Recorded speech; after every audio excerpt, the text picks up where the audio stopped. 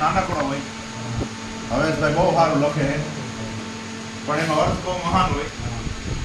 એવા તો ઘણા દુહા છે ને એક દુહાનો પણ દુહો છે ભવેશભાઈ કે દુહો સોથો દીકરો એનું કોલ કરારી કામ સંત ગીતે કે સફારીએ ન સપાકરે નરીએ કોઈના નામ. દુહો છે ને એ આખો ઇતિહાસ વણી જેવો છે. જો એક દુહો દાખલા તરીકે કહું કે દેવાય તે પુત્ર દિયો, બે ઇતિહાસ સમાઈ ગઈ એક દુહોમાં.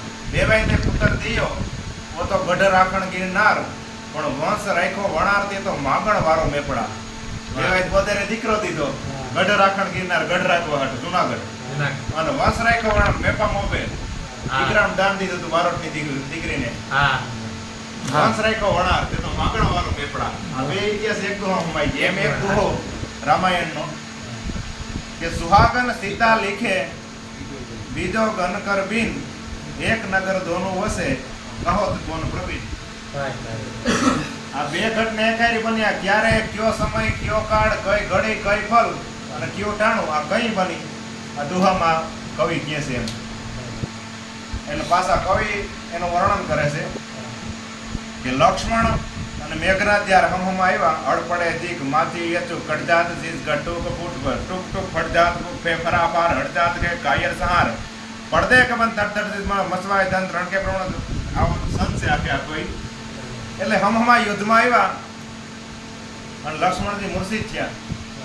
જ્યારે મંદોદરી અટારી આવી અને એક સીતાનું ચિત્ર દોરે છે અને ચંદ્રમાં હમું આમ બરાબર રાખે એટલે મજા ન આવે એટલે વળી કાગળ ફાડી નાખે, વળી ચિત્ર દોરે, વસી પાડો આમ ચંદ્રમાં આમ રાખે, વળી તોડી નાખે, વળી પાછો આમ રાખે.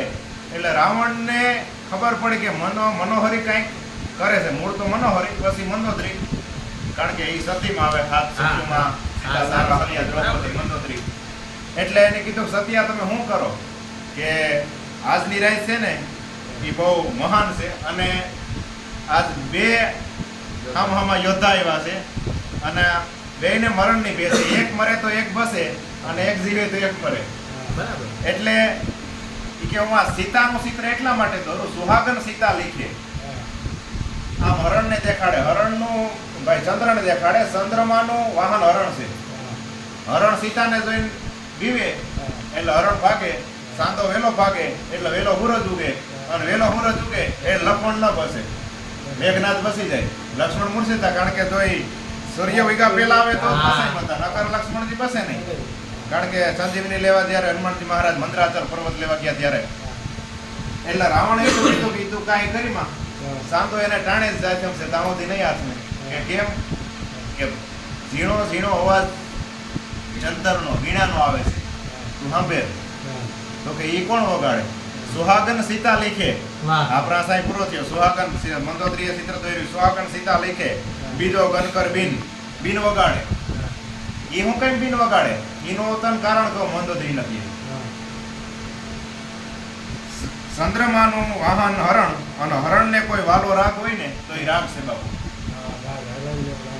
વિંધેલા વિંધાય અણવિંધા વનમાં ફરે, તારું જંતર વગાડ મારો જીવતા નાયતો કરે.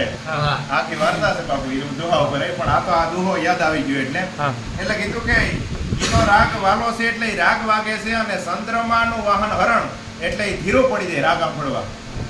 એટલે તારા સીતાથી બીહે નહીં એટલે ધીરે ચાલશે એટલે એને ટાણે જશે એટલે તારો મેઘનાથ નહીં બસે તો ચિંતા કરીમાં. કારણ કે વીણા વાગે છે.